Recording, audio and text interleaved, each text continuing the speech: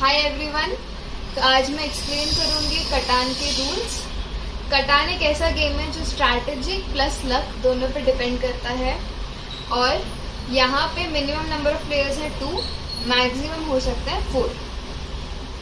So let's start with basics of कटान। सबसे पहले हर एक प्लेयर के पास ये कुछ बिट्स रहेंगी जिसमें कि ये होता है road,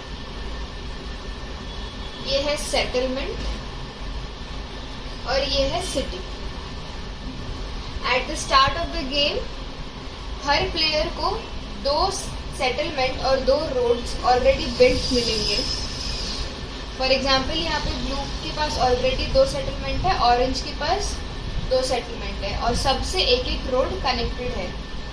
now the aim of the game is हमें टोटल 10 पॉइंट्स बनाने हैं। यहाँ आपको अलग अलग हेक्सागॉन्स दिख रहे हैं। हर एक हेक्सागॉन का एक मतलब है। ये 4 है ग्रास फील्ड्स। ग्रास फील्ड से प्रोड्यूस होता है बकरी। नेक्स्ट है ये येलो कलर के ड्राई फील्ड्स, इससे प्रोड्यूस होता है ग्रास।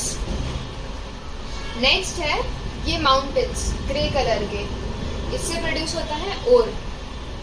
नेक्स्ट है डार्क ग्रीन फॉरेस्ट, इनसे प्रोड्यूस होता है वुड। नेक्स्ट है माइनिंग एरियाज, इनसे प्रोड्यूस होता है ब्रिक। अब आते हैं रूल्स पे। तो जैसे आपको दिख रहा है यहाँ पे एक घर और यहाँ पे एक रोड है। अभी नेक्स्ट अगर ब्लू प्लेयर को एक और रोड बनानी है तो वो अपने सेटलमेंट के एडजेसेंट या रोड के एडजेसेंट बना सकता है और कहीं नहीं बना सकता। तो ये रोड यहाँ बन सकती है, यहाँ बन सकती है, यहाँ नहीं तो यहाँ, सिमिलर वे में। So it should be connected to एक सेटलमेंट या एक रोड। सिमिलरली अभी अगर इसे एक घर बनाना है, सेटलमेंट बनाना है, तो ये यहाँ नहीं बन सकता। The rule is back to back 2 points पे घर नहीं बन सकते हैं। तो एक और रोड बना के यहाँ एक घर बन सकता है। ऑल्सो कोई अदर प्लेयर के भी अराउंड आप घर नहीं बना सकते हो। यहाँ पे भी आपको डिस्टेंस मेंटेन करके ही घर बनाना है। तो 2 एडजेसेंट नोड्स पे घर नहीं बन सकता। अब आते हैं गेम स्टार्ट कैसे होगा। तो एक प्लेयर 2 डाइस रोल करेगा। अब यहाँ से नंबर आया है 9, तो हम जाएंगे 9 वाले हेक्सागॉन पे, एक ये और एक ये। अभी जैसे ऑरेंज घर यहाँ पे है तो ऑरेंज घर को ये क्योंकि फॉरेस्ट है, ऑरेंज वाले प्लेयर को एक वुड का रिसोर्स कार्ड दिया जाएगा और वो इसे छुपा के रखेगा।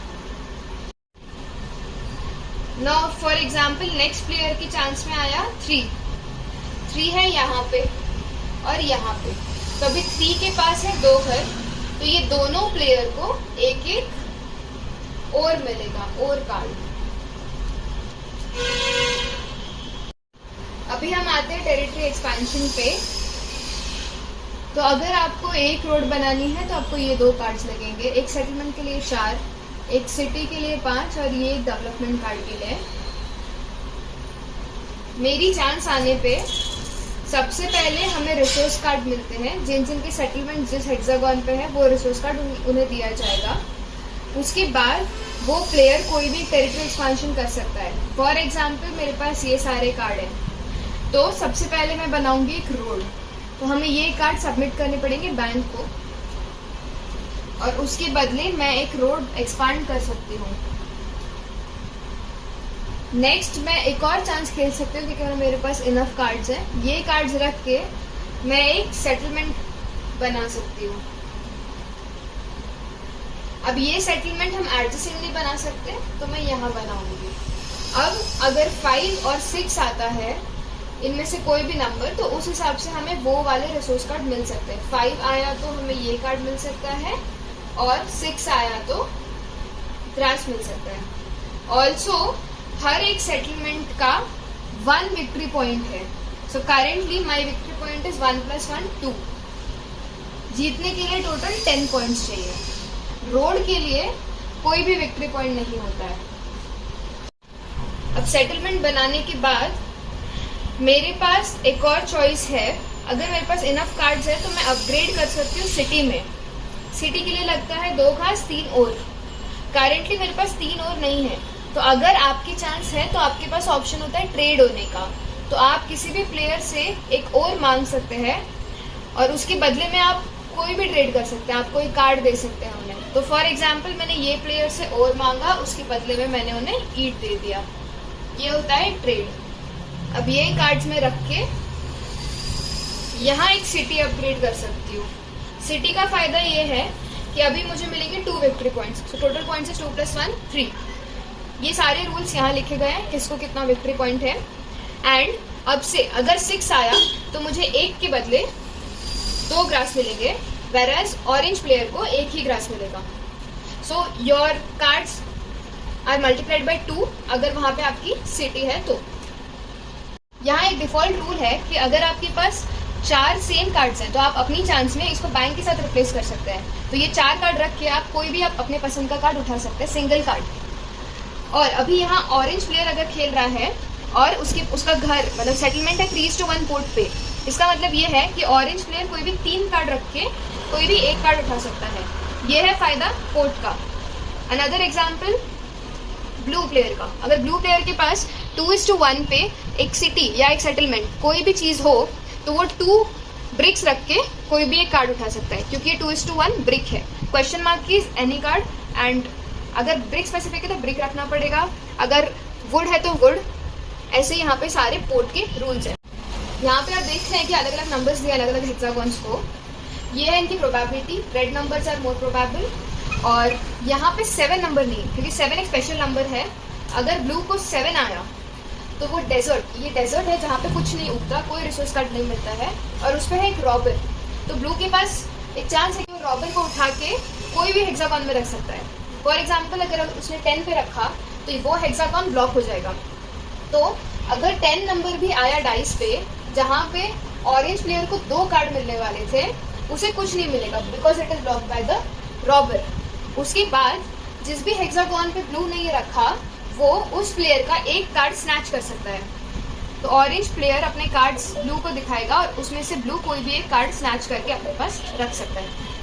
और रॉबर का एक और रूल है, अगर किसी ने रॉबर को खेला है तो कोई भी प्लेयर के हाथ में अगर 7 से ज्यादा पत्ते हैं तो उसे अपने आधे पत्ते बैंक को लौटाने पड़ेंगे। यहाँ पे आपके पास एक और टाइप का रिसोर्स है डेवलपमेंट कार्ड। ये स्पेशल कार्ड्स हैं। तो अगर आपने कोई डेवलपमेंट कार्ड खरीदा अपनी चांस में तो आपको बैंक में से फर्स्ट कार्ड उठाना होगा। और यहाँ पे डिफरेंट टाइप्स है। पहला है विक्ट्री पॉइंट। अगर आपके पास विक्ट्री पॉइंट आया तो आपको उसे छुपा के रखना है और कोई भी डेवलपमेंट कार्ड आप उस चांस में नहीं खेल सकते, नेक्स्ट चांस में ही खेल सकते हैं। विक्ट्री पॉइंट आपको लास्ट में रिवील करना है जब आपको लग रहा है कि आप जीत सकते हैं। एक और टाइप है नाइट।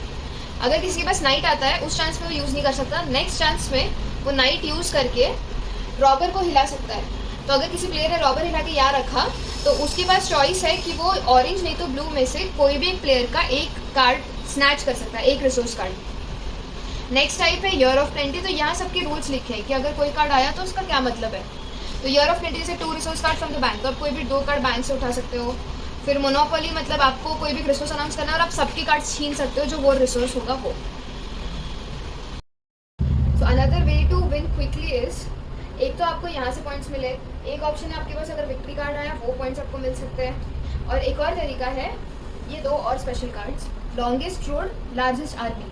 तो अगर समझो ब्लू ने यहाँ पे उसकी ऑलरेडी 4 रोड्स हैं बैक टू बैक, अगर उसने एक और रोड बनाई ये कार्ड्स रख के और यहाँ उसकी 5 रोड हो गई तो इमीडिएटली बैंक से उसे लॉन्गेस्ट रोड का कार्ड मिलेगा। लॉन्गेस्ट रोड के कार्ड में ऑलरेडी 2 विक्ट्री पॉइंट्स है, तो ब्लू के पास 2 और विक्ट्री पॉइंट्स ऐड हो जाते हैं, 2 3 4 5 6 पॉइंट्स हो जाएंगे।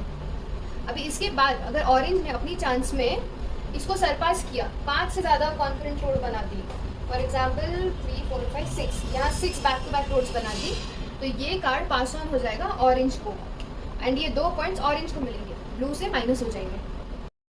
और एक और तरीका है और पॉइंट्स इकट्ठे करने का, जैसे कि हमने देखा कि डेवलपमेंट कार्ड हम एक चांस में एक ही यूज़ कर सकते हैं और जिस चांस में मिला उस चांस में यूज़ नहीं करना है। तो फॉर एग्जांपल ऑरेंज ने ऑलरेडी 2 नाइट यूज़ कर लिए हैं और अपनी नेक्स्ट चांस में उसने एक और नाइट यूज़ किया,